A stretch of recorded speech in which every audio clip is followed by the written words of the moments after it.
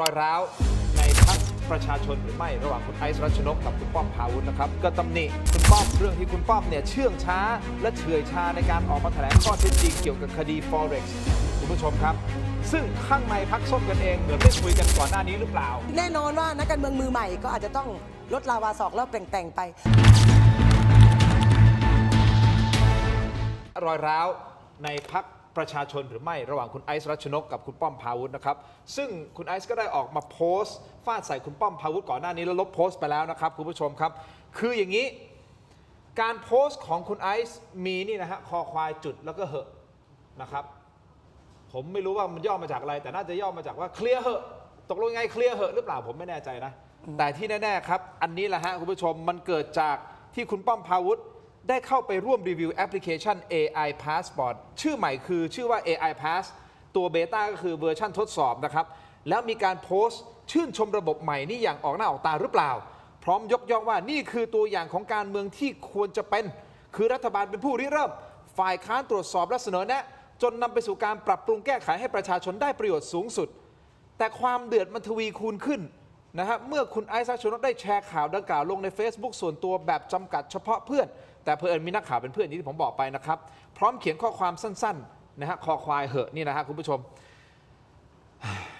เธอก็ระบายความรู้สึกในใจแล้วบอกว่าเข้าใจหรือยังว่าทำไมประเทศนี้ถึงแก้ปัญหาทุจริตคอร์รัปชันไม่ได้สักทีพร้อมกับบอกว่าอยากด่าด้วยคำหยาบคายที่สุดในชีวิตเพราะงานที่หลายคนเอาชีวิตเป็นเดิมพันกำลังจะพังทลายลงเพียงเพราะมีคนอยากเอาตัวรอดเธอยังฟาดอีกว่าหากเป็นประชาชนธรรมดาวิจารณ์ก็พร้อมรับฟังแต่การเป็นฝ่ายการเมืองที่วิจารณ์โครงการนี้มาตลอดพอโดนคดีความเข้านิดหน่อยน้ำเสียงกลับเปลี่ยนไปพร้อมตั้งคำถามตัวโตๆว่าไม่อายตัวเองบ้างหรือไงถามตรงๆฮะทั้งสองท่านครับคิดว่าคุณป้อมชื่นชมเท่าที่อ่านนั้นเหมือนจะชื่นชมโครงการนะหมายถึงระบบมันนะคิดว่าคุณป้อมชื่นชมโครงการนี้เพื่อที่จะแลกกับสิ่งที่เขาต้องเจอเรื่องของคดีความหรือไม่อ่ะสุภาพสตรีก่อนเลยฮะคุณติ่งคิดว่าไงครับหมายถึงว่าเขาจะแลกคดีไหมอย่าง หมาย เงี้ย ถึงว่าหมายถึงว่าชื่นชมในตอนแรกคือฟาด AI Passport ตอนนี้มาชื่นชมตั้งประเด็นมาแล้วเป็นคนแรกที่เปิดด้วย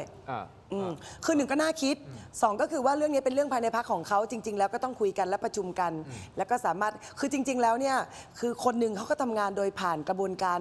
สื่อสารออกมาทางโซเชียลมีเดียตลอดเลยไม่ว่าจะทำบริบทอะไรแต่ว่าเรื่องนี้มันเป็นเรื่องที่หนึ่งก็คือเป็นมติของพรรคไหมอะไรยังไง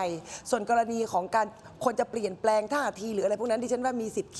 คิดได้มีสิทธิ์คิดจะคิดได้มีสิทธิ์คิดได้คือหมายถึงว่าตอนแรกฟาดแรงตอนนี้ต้องชื่นชมแล้วเพื่อที่จะแลกกับรอดคดีคือเขาไม่เชิงว่าชื่นชมเขามองว่ามันคุ้มค่าไหมอะไรยังไงคือท่าทีมันเปลี่ยนไปจำนวนหนึ่งนิดหน่อยแต่ขณะเดียวกันท่าทีนี้เนี่ยจะไปฟันธงเลยก็อาจจะไม่ได้สักทีเดียวแต่ขณะเดียวกันดิฉันมองว่าไม่ว่าจะเป็นท่าทีที่เปลี่ยนไปหรือไม่เปลี่ยนไปก็ตามแต่ถือว่าเป็นเรื่องภายในของพรรคเขาเองอ่ะคือเขาต้องไปเจรจากันไปคุยกันน่ะแต่ส่วนกรณีของเรื่องโครงการนี้การตรวจสอบอ่ะมันผ่านกระบวนการกรรมธิการอยู่แล้วไม่ได้ผ่านคุณพาวุฒิคนเดียวคุณตู่มองไงครับคือมันมีอาการตั้งแต่ต้นคือแต่ละคนเนี่ยคือพาวุฒิก็มีอาการหนึ่งไอก็อยู่สภาพมีเงื่อนไขเรื่องเวลาที่ไม่มากเพราะว่าตัวเองต้องคดีความมีโทษจำคุกเนี่ย6 ปีแล้วก็ไม่รู้ว่าวันไหนนะครับว่าศาลอุทธรณ์อ่านแล้วถ้าไม่ให้นี่ก็จบเองหรือว่าจะลากไปถึงศาลฎีกาผมนี่เข้าใจบริบทนี้นะครับผมก็สะสมโทษ11 ปี 4 เดือนเราเข้าใจสถานการณ์ส่วนพาวุฒิเนี่ยตั้งแต่ข่าวหลุดมาวันแรกมีอาการตลอดเรื่องกรณีนี้นะครับคนที่รู้ดีที่สุดก็คือเจ้าตัวเองและก็ DSI แล้วลีลา DSI เนี่ยผมนี่มีปัญหาเคยอะไรกับ DSI มาเยอะแยะมากมายในคดีชุมนุมทางการเมืองลีลา DSI เนี่ยนะครับชอบ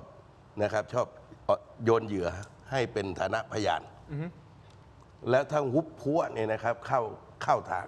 ผมเชื่อว่าเนี่ยนะครับ DSI มีข้อมูล800 กว่าล้านตั้งแต่ต้นแต่เจตนาปล่อยเพียงแค่โอน14 ครั้ง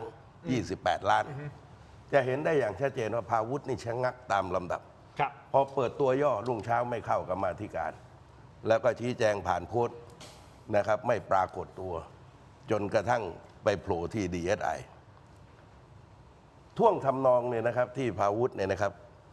ออกมาพูดเรื่อง AI พาสปอร์ตครั้งล่าสุดนะไอ้ก็มีสิทธิ์ที่จะคิดได้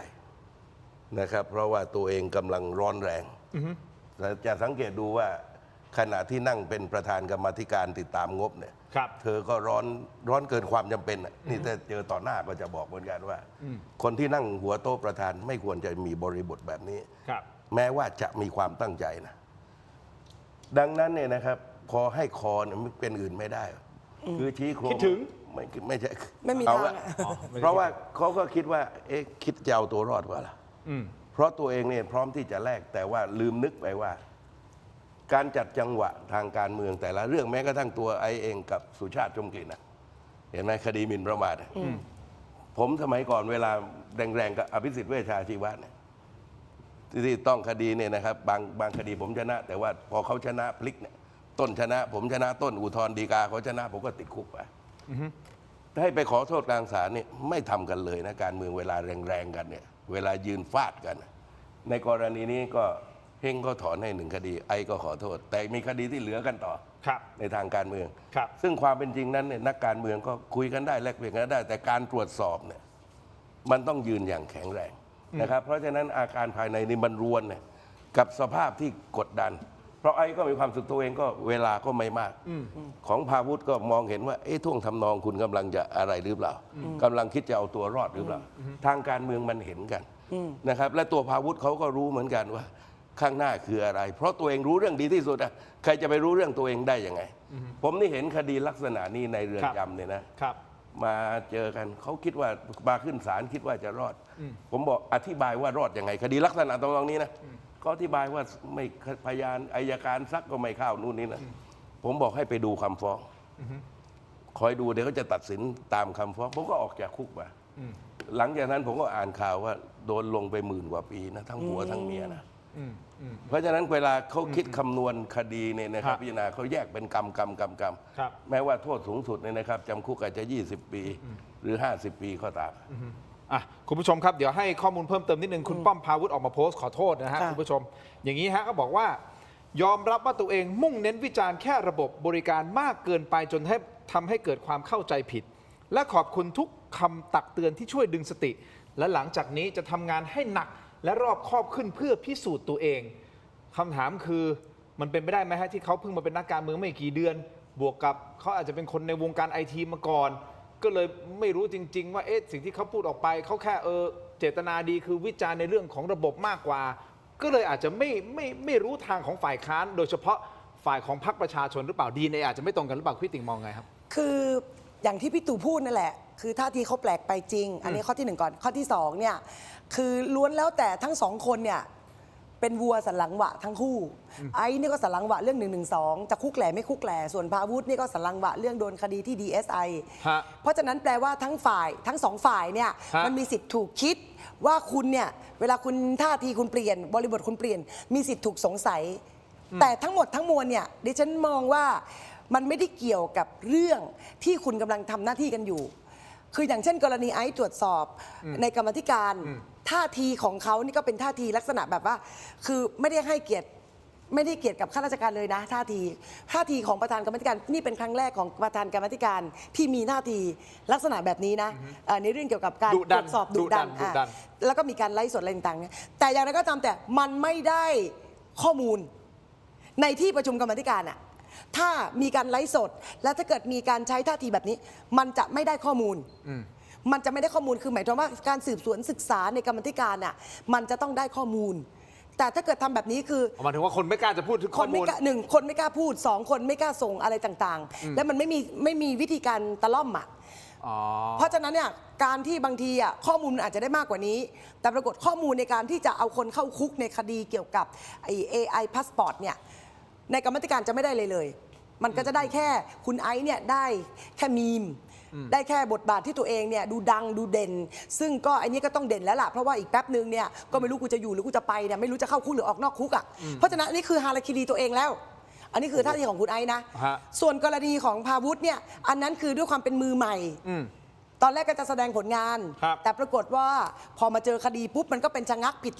ติดหลังอ่ะสันหลังหวะ ชะงักก็ติดหลังพอชะงักติดหลังปุ๊บทีนี้ด้วยความเป็นมือใหม่ก็อาจจะบริบทอาจจะแปลกๆไปนิดนึงแปลงๆคือจะห้าวเป้งมากเหมือนไอซ์ก็ไม่ได้ เพราะคดียังไม่เริ่มเลย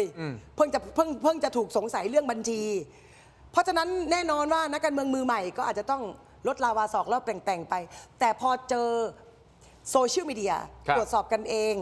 ก็เลยต้องออกมาโพสต์ล่าสุดวันนี้ อันนี้แหละท่าที แต่ทั้งนี้ทั้งนั้นดิฉันมองว่าทั้งสองคนเนี่ยไม่ใช่เป็นคนที่จะสามารถชี้ผิดชี้ถูก เรื่อง AI Passport จะเกิดการทุจริตหรือไม่ใช้งบประมาณคุ้มค่าหรือเปล่า ทั้งหมดเหล่านั้นเนี่ยขึ้นอยู่กับการที่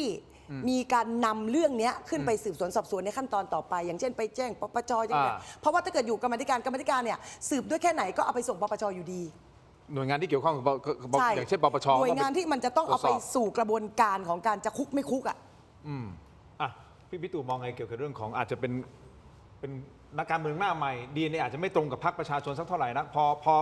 พูดอะไรที่มันผิดเพี้ยนไปนิดนึงโอ้โหเฮ้ยโดนฟาดเลย ตอนเป็นสสเนี่ยเวลานั่งสุมหัวกันนะเวลาก็บอกว่าอยากให้ใครมีความชิบหายมีอันเป็นไป ฮะ เจ๊งยุให้มันลงการเมือง อย่างนั้นเลยแหละ เขาเป็นอย่างนั้นทีนี้เนี่ยพอเนี่ยนะครับที่พูดกันก่อนว่า นักการเมืองเนี่ยนะครับ บางคนจำประวัติตัวเองไม่ได้ แต่เมื่อมาเป็นนักการเมืองเนี่ยนะครับ ทุกประวัติตั้งแต่เกิดมาเนี่ยจะมีคนมาช่วยจำให้ ทีนี้เนี่ยนะครับพรรคการเมือง ครับ เวลาที่จะคัดเลือกผู้สมัครเนี่ย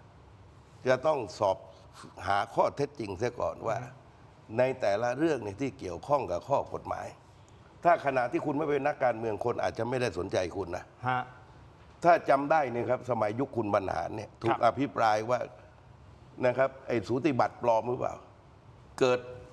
ในแผ่นดินจีนหรือแผ่นดินไทย ครับ อภิปรายจนบรรหารศิลปอาชาเนี่ยต้องมาถามสารวัตรเหลิมบอกว่าตกลงอาเกิดที่ไหนกันแน่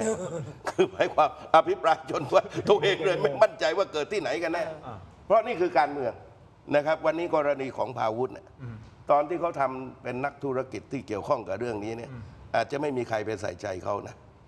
นะครับ แต่ว่าพอเขาเป็นนักการเมือง ครับ แล้วลุกขึ้นมาอภิปรายเรื่อง AI พาสปอร์ตเนี่ย ครับ โฟกัสเนี่ยนะครับมือที่แน่นอนที่สุดเนี่ยนะครับ คนที่เขาถูกตรวจสอบเขาก็ต้องตรวจสอบกลับว่าไอ้คนที่พูดเนี่ยนะครับแม้ว่าหน้าใหม่มีประวัติมีความเป็นมาอย่างไร อยู่ในกลไกรัฐเนี่ยต้องใช้ศักยภาพเนี่ย ครับ สักพักนี่ก็ประวัตินี่ก็พรั่งพรูแล้ว ออกมา นะครับว่าดังนั้นพอ DSI ขยับเนี่ยผมอย่างที่บอกว่าเราเองก็เห็นว่าคดีลักษณะของ DSI เนี่ยคำว่าคดีพิเศษก็คือว่าผู้ต้องหาเนี่ยต้องมาพร้อมทนาย ครับ DSI ต้องพกอัยการมาด้วยนะครับและจึงคดีจะพิจารณาต่อไป แต่คดีนี้อย่างที่บอกว่าของเขาอยู่ในมือ 800 กว่าล้านในการโอนวงเงิน แต่พอแง้มมา 28นะแสดงว่าล่อเข้ามานะครับในพื้นที่ของตัวเอง และผมเชื่อว่าเนี่ยครับพาวุฒิรู้เรื่องนี้ดี ฮะ ทีนี้ที่บอกไปยังพรรคประชาชนก็คือว่าหลายกรณีนะครับบางทีผมก็มาออกรายการก็พูดต่อหน้าเขาเรื่องการคัดคน คือถ้ารับคนเข้าบริษัทอาจจะดูโปรไฟล์ตามปกติ แต่ความเป็นนักการเมืองไม่ได้ ต้องดูให้ มัน ละเอียด ต้องถอยไปดูที่รายละเอียดต่าง ๆ ว่าเกี่ยวข้องหรือกับเรื่องอะไรที่สุ่มเสี่ยง ครับ เพราะว่าถ้าเขาสุ่มเสี่ยงเขาอย่าลากเขาเข้ามานะอย่าเปิดทางให้เขาแม้นจะโดนกันแบบนี้ ครับ และหลายๆ คนก็เคยโดนเรื่องลักษณะทำนองนี้ ครับคุณผู้ชมครับจริง ๆ แล้วถ้าทีมงานผมย้อนกลับไปดูนะฮะก็เพราะว่าคุณป้อมเนี่ยเคยโดนเพื่อนร่วมพักออกมาตำหนิหลายครั้งนะฮะยกตัวอย่างเช่น กรณีกลางเดือนที่แล้วก็เป็นประเด็นระหว่างคุณลิซ่ากับคุณป้อมนะฮะคุณป้อมได้โพสต์วิจารณ์คณะกรรมาธิการ บอกว่าควรมาจากผู้ที่มีประสบการณ์หรือมืออาชีพคราวนี้คุณลิซ่าก็ออกมาสวนนะว่าทุกคนสามารถเข้ามาเรียนรู้เนื้อหาในกรรมาธิการได้ไม่จำเป็นต้องเป็นผู้เชี่ยวชาญมาก่อน ส่วนปลายเดือนที่ผ่านมาคุณไหมสิริกัญญานี่เองแหละก็ตำหนิคุณป้อมเรื่องที่คุณป้อมเนี่ยเชื่องช้าและเฉื่อยชาในการออกมาแถลงข้อเท็จจริงเกี่ยวกับคดี Forex คุณผู้ชมครับ ซึ่งข้างในพรรคส้มกันเองเหมือนไม่คุยกันก่อนหน้านี้หรือเปล่า เหมือนไม่ เคยวิเคราะห์ สนิทกันอะ เหมือนไม่สนิทกันหรือเปล่า มีบางคนออกมาบอกแนะนำด้วยนะคุณป้อม คุณย้ายไปอยู่กับดร.การดีเถอะรองหัวหน้าพรรคประชาธิปัตย์เขาทำงานนะฮะทรงเดียวกับเรานะคุณป้อม อย่าไปอยู่เลยพรรคประชาชน